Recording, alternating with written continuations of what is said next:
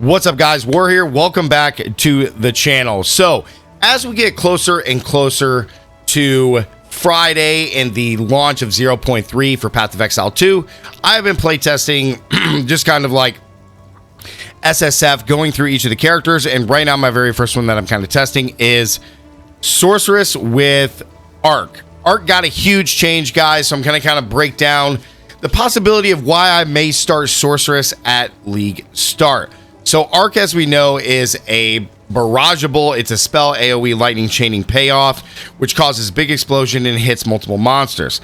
However, in the patch notes, Arc got a huge change.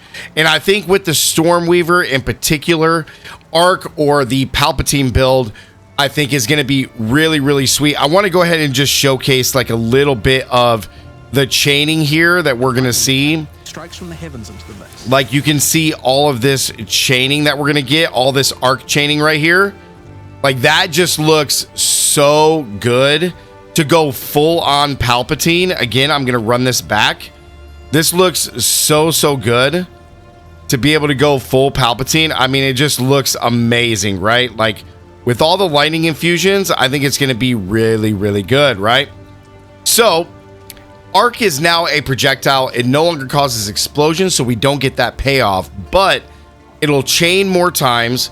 It has 50% more shock magnitude, and now it consumes a lightning infusion to chain additional times and deal more damage.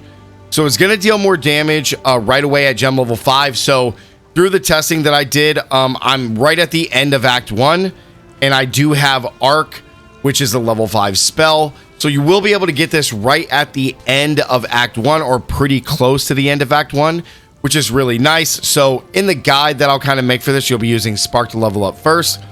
But there's some huge changes because now that this Arc is going to be a projectable or a projectile, now we're going to be able to pair this with Flame Wall to get a damage buff. We're going to be able to pair this with the Cold skills to get a payoff for damage buff.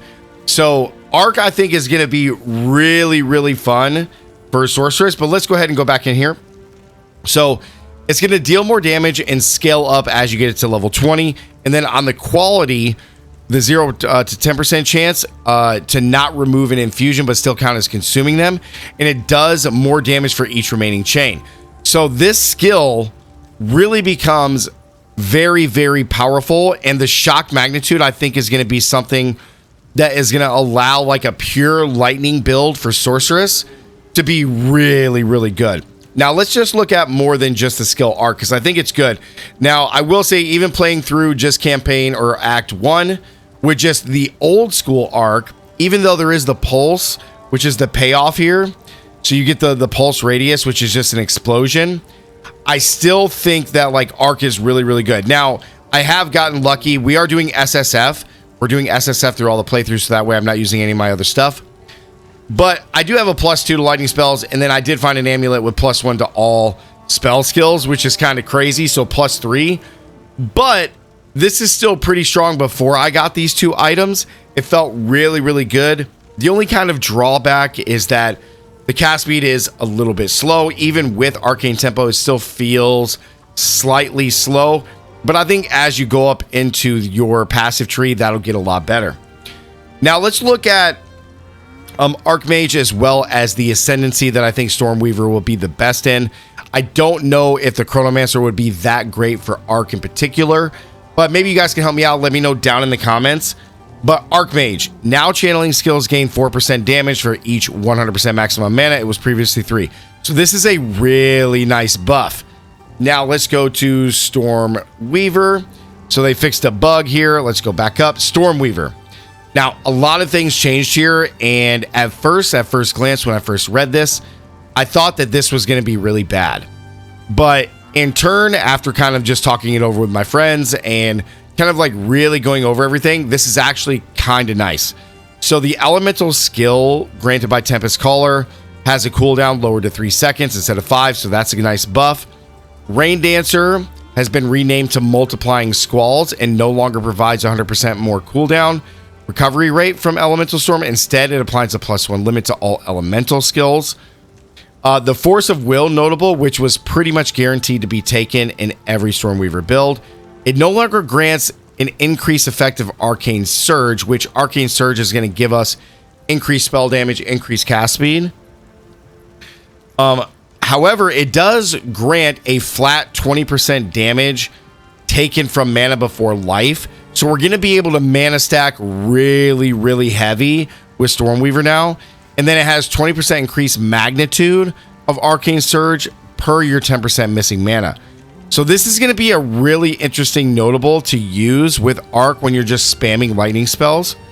Next is the Scouring Winds. This was another one that was really good because it applied exposure. Now it's been renamed to Storm's Recollection and no longer grants exposure. You inflict, it lowers the resistance by additional 12%. Instead, now it grants remnants you create reappear once 3 seconds after being collected. The remnants is a brand new thing, so as we gain these, we're going to be able to deal more damage, especially with other elements. So it will be interesting to kind of see how this works out. And then Heart of the Storm notable passive has been renamed to Refracted Infusion. And no longer grants elemental damage recouped as energy shield. Instead, provides 50% more chance when collecting elemental infusions to gain another. So the kind of twist here with the new elemental infusions, this is going to help us just kind of powerhouse our characters. So being able to get more of these is really, really nice. Now, Chronomancer, I don't know if Chronomancer would really be great for this. I think we still have to go for Stormweaver for the majority of spellcasting skills. But we will see as we kind of get in there and test more stuff. But I really feel like Stormweaver is really, really good. Now, the next thing that we have to take a look at is Arcane Surge. 1, 2, 3. So they didn't change Arcane Surge, which is great, which is fantastic. We get a nice buff from Arcane Surge. So if we come over here, we don't have the things, but I know Arcane Surge is, where is it? Should be over here somewheres.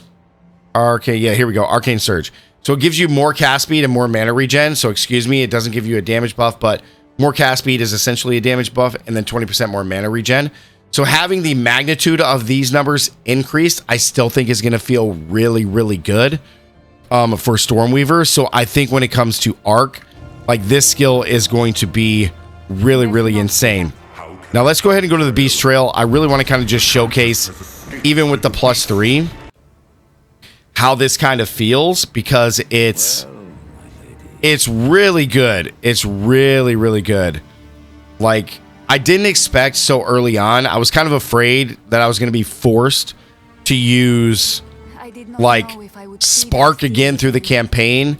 Now there is some other skills that I want to look at, like Solar Orb and stuff, but when it comes to Arc specifically, like, it's really nice. It just kind of destroys stuff. It just destroys things. Look at that. We just leveled up. And then when we combine it with Orb of Storms, like, it's going to be so good. I mean, you're literally going full Palpatine. This is going to be a build that I'm going to play 100% in the new league. I just don't know if I'm going to league start with this. But this thing is really, really good. Again, we can go up here and just kind of... I don't know if I want to go this way for lightning damage. That way instead. We probably want the chain instead of up here. So let's just go this way. We'll grab some intelligence, which is nice. And then, like, you can see it just rips through, right? Like, even if we take off, like, let's take off the amulet and we'll lose a level. Like, even at +2, the skill, I mean, we still just destroy everything. I mean, everything just dies, right? Like, it just feels really good. Really, really good. I mean, look at that. I almost one-shot that guy. I know these are just regular mobs, but, like, ooh, Exalted Orb, nice. But, like, going through the campaign, like, I don't even have to use Orb of Storms too much at all, really. Maybe just for bosses. And then if you get a big mob, like, I really feel like Arc is going to be a strong contender for a league start build in 0.3. You guys, again, let me know what you guys think down in the comments. But yeah, this is what I have for testing. We're going to be testing Warrior tonight live on the stream. So yeah, come by, give us check us out. Come give us some love. Talk to us about some builds that might be coming to the 0.3. I'm really excited to play Warrior and the Forge Hammer, but being Emperor Palpatine in an ARPG sounds pretty badass. So yeah, Like the video, guys. Comment down below. Let me know what you guys think. If you guys got any suggestions to add to this theory of mine, please let me know down in the comments. And as always, stay gaming. I'll see you guys in the next one. Peace.